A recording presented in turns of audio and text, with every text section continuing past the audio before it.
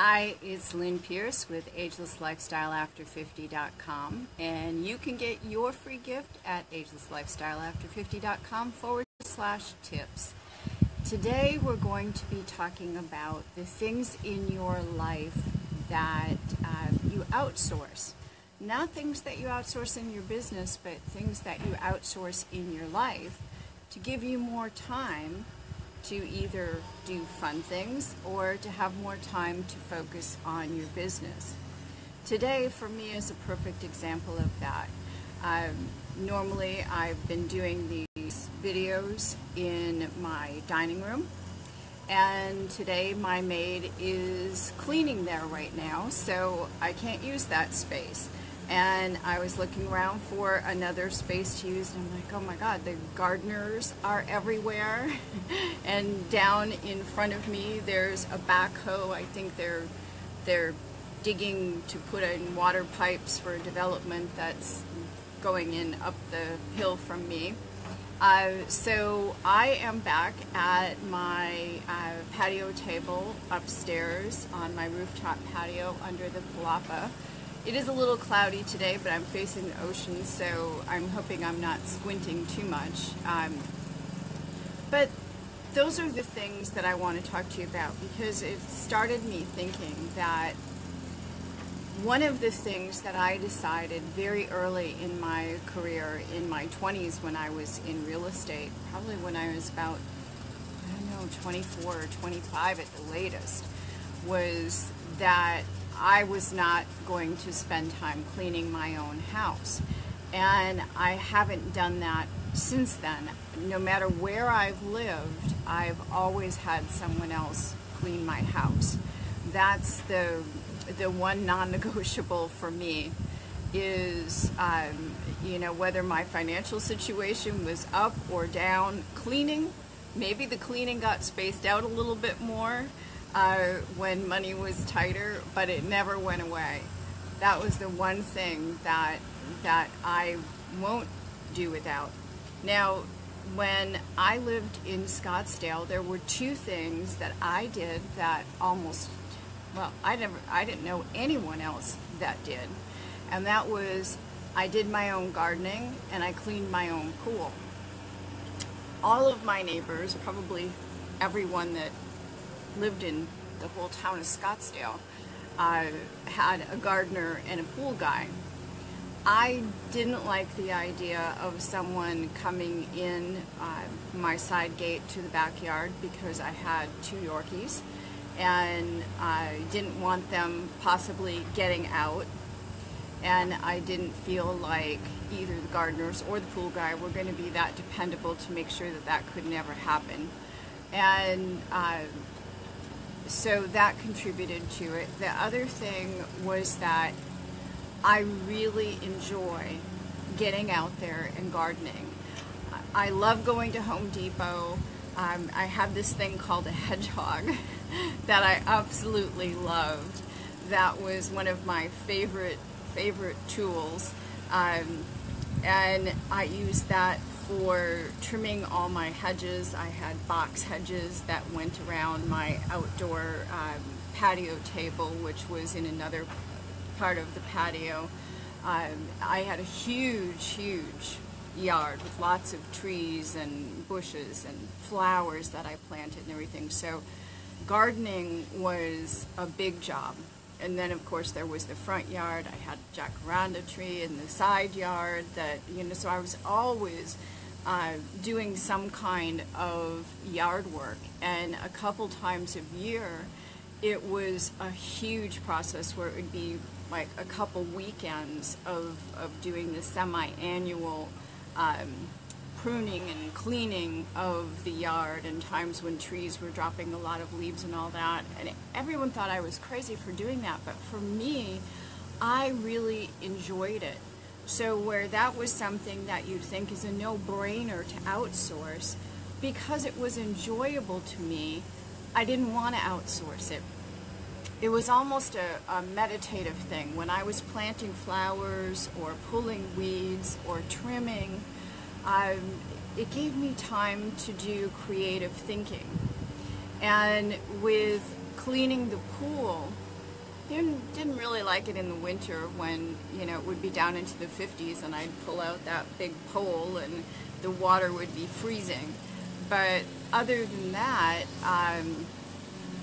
same thing, it was meditative, so I really enjoyed the process of cleaning the pool. And in the summer, you brush the pool every single day, so I would be out there with the brush going around, and I had a diving pool, so it was deep, so, you know, all the way down and back up. So it was a good physical workout for doing all that. But also another thing that was meditative, and once I started doing it, I realized I did a really good job of keeping the pH balanced in the pool by figuring out the one trick that the pool guys never did, which was brush it every day. It goes a long ways. And so when I would take my pool water to get it tested, I was always very proud of myself that my pool was well balanced, where other people were always getting one kind of chemical or another that were standing in line with me. And so it was a sense of accomplishment, of pride in a job well done. When I did both of those things, so they were enjoyable to me. I didn't want someone else to do them. In fact, now that I live in a condo, I have a lot of plants. I have herbs that I grow, and I don't know what you're seeing. No, you're not seeing it, but back in this corner over here, I have 3 pomegranate trees that are in bushes, and 2 of them have pomegranates on them now, multiple pomegranates, where this will be the first year that I get more than 1 pomegranate, and usually because they come this time of year, just as the pomegranate is getting ripe enough that I can pick it and eat it, we'll get a storm and the pomegranate will get blown off the tree and blow into Never Never Land, and I never see it. I've already had the 1 fig off my fig tree this year, so hopefully over time, I've had them for a couple of years now, they'll get more bountiful. But I still love to garden, and if I had my own pool again, I would probably also clean it again. So what are your things? I mean, some people like to do laundry and iron. Their meditative time is folding clothes or ironing. I haven't owned an iron in,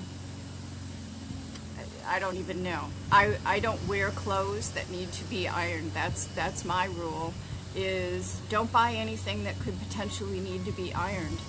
God, it's got to be at least 10 years since I've owned an iron, so I don't need an iron or an ironing board. You know, what are those things for you that if you told your friends or your peers at work that you do these things yourself rather than hiring them out, what would those be? What are some things that you think would be a good idea for you to turn over to somebody else, and yet you're reluctant to do it? And where does that reluctance come from? Used to be for me that things that I needed to outsource that I didn't want to, it was really just being a control issue. And when I was younger, I used to be a total control freak, which I'm not anymore. I let other people do things. I really do my best to not check up on people when they're doing the work that I ask them to do. I just let them do it and assume that everything's going to be done well. So think about those things in your own life. What do you outsource and why? What you might want to start outsourcing and how you can get that done. And now so many things can be done for almost nothing. There's you know, daily delivery services where you can just hire people to go out and pick things up for you, run errands for you, all the things online that you can get done so cheaply. Things have really changed a lot in the last few years as far as how quick and easy and dependable it is to outsource things, not just in your business, but also in your life. The things that you're reluctant to outsource, but you think you might be better off if you did, think about where's that reluctance coming from, and if it's something that you can shift so that you can free up some time to be able to work in your business at those times that you might have been doing household things, and maybe also free up some time so that you can go and have lunch with friends or spend the day at the beach or doing something else, because the hours of all those household tasks add up. Another one is cooking. You know, some people don't cook at all. For me, it's one of those meditative things that I love, getting in the kitchen and chopping and dicing vegetables and putting things together. So I never think about ordering food in or going and buying pre-made things, any of that. I enjoy doing it. So think about those things today. Let me know what your secret thing is that you either outsource or don't outsource that might surprise people. And I will talk to you again tomorrow. This is day 29 of the 30-day challenge. Now, I'm not sure if this ends tomorrow because it's 30 days, or if it's technically a month-long challenge, which means it will end in 2 days. But one way or another, we either have one more day at 11 o'clock or 2 more days. And I'll see you here tomorrow for sure. So this is Lynn Pierce with agelesslifestyleafter50.com. Don't forget to go and get your free tips checklist at agelesslifestyleafter50.com/tips. Talk to you tomorrow. Until then, be ageless. Bye.